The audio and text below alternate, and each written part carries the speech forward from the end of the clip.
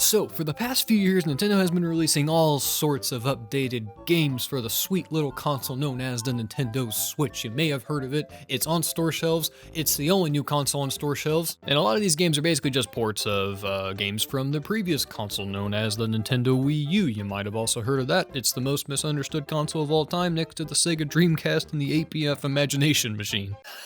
Look at that logo!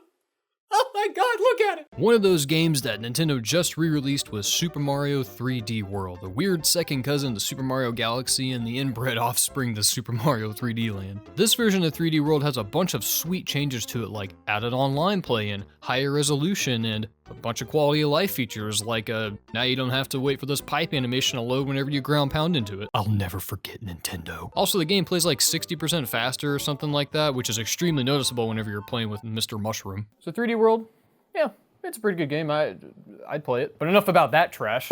Now we're gonna talk about Bowser's Fury. Bowser's Fury is a big addition to this game. So Bowser's Fury is like this weird mix of Odyssey and 3D World, and I gotta say, it works so well. I didn't know how I was gonna feel about this first, but like the best way I can describe this game is like if you have Mr. X from Resident Evil chasing you in Super Mario Sunshine. It's like you have this constant threat out there that's just lurking, it's just waiting to kill you. I mean, I'm not sitting here and acting like Bowser is like the hardest thing to get rid of in this game, but it does really help move the gameplay along and keep you engaged and keep you focused on what you're doing because you're constantly on your toes all the time. Like one minute you're casually walking along the sands of Scamper Shores and the next minute it's...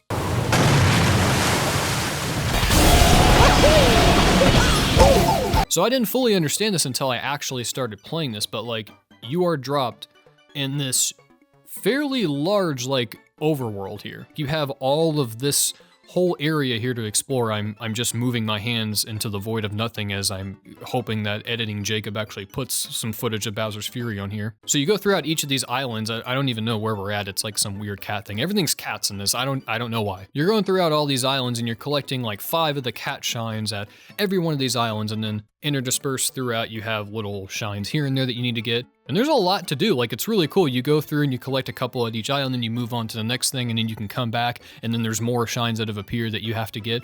But everything, in my opinion, feels like it's designed better than something like Super Mario Odyssey. But this, however, feels like it's a little more tight. It's a little more smooth. It's a little more right. It's a little more replayable. Couldn't think of anything that rhymes with smooth. I'm seriously having such a blast so far running throughout all these islands, completing everything. This is Mario at his best, in my opinion. Whatever they did with Zelda and Breath of the Wild, it's like they took that same philosophy with that game and they just dumped a big heaping 3 layers sundae on top of it and said, have fun, kids. And I just really appreciate all the little like callbacks to previous Mario games inside Bowser's Fury. Like am I the only one who noticed that these keys look exactly like the keys from the original Mario vs. Donkey Kong game? Probably because I'm like the only person who wants more of that game. No, I'm not crying. Or like whenever Bowser rises up from all the goop, it kind of sounds like the same theme that plays at the final boss in Super Mario World. I mean, it totally is the same theme that plays at the end of Super Mario World.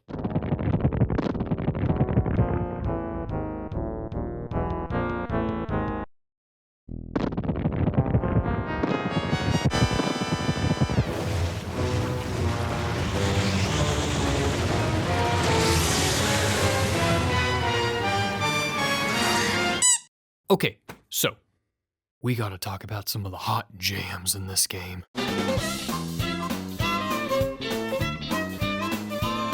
First up, we got the Toy Story sound-alike, Scamper Shores, that's a boppin' and a hoppin' right whenever you get done with the opening of the game. This is the kind of song to me that plays whenever some like middle-aged financial advisor is like walking down the street going to work and he just kissed his wife and his children goodbye. In my opinion, this is like the perfect song to open up your game with and show players the overall tone of what you're going for. It's upbeat, it's jazzy, and it fits right in with the rest of the Mario.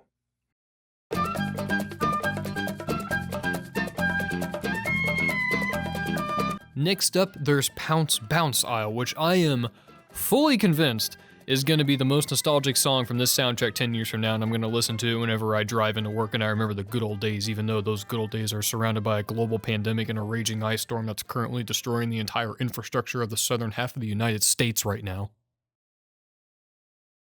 So yeah, it's a pretty good song.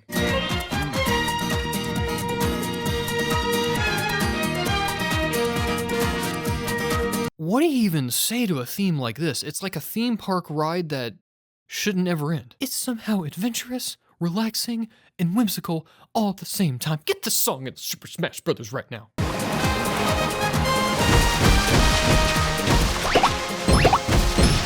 I couldn't have been happier with my purchase with this game. I seriously love this so much. I honestly have not had this much fun with the Mario game in quite some time. Like Super Mario 3D World with all the changes like alone, that was already welcome additions, but this huge other campaign that has been added on that probably was Odyssey DLC at some point and has now been reworked into an extra mode to help sell copies of this game. All I can hope is that this is now like the working template for Mario going forward, because they nailed it in my opinion. This has just the right amount of platforming, just the right amount of exploration, just the right amount of Plessie, just the right amount of Bowser.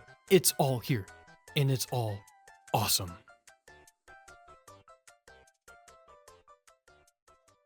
Bowser's Fury legitimately shocked me with how good it was. I could not believe how much I wanted to play it. That was honestly the hardest part about making this video, was me having to put the game down so I could go record and edit stuff and hop back to it so I could record some more stuff and not just sit there for hours and play it. So once this is done, I'm gonna put my ass off of this couch, I'm gonna go edit, and then I'm gonna put my ass back on this couch so I can play more of this game. Also, feel free to wish this big girl a happy birthday. She just turned 1. Oh, that's a good girl. She just turned 1 year old. She's not a puppy anymore. It's weird. She's a nice, grown, mature adult. Hey, Daisy, down? Oh, that's like a half down. Your ass is on the couch and your feet are on the ground. Who's your good girl? Who's your good girl? It was a very exciting night for her. She turned 1 the night of the Nintendo Direct, so we got to watch that together. You know, that was fun. But then she also got some peanut butter treats that my wife made for her. So, you know, she got to enjoy those too. And then she also got a new pig toy. This was the big highlight. She got a new pig toy and then she destroyed it within 20 minutes. Yeah. Oh God.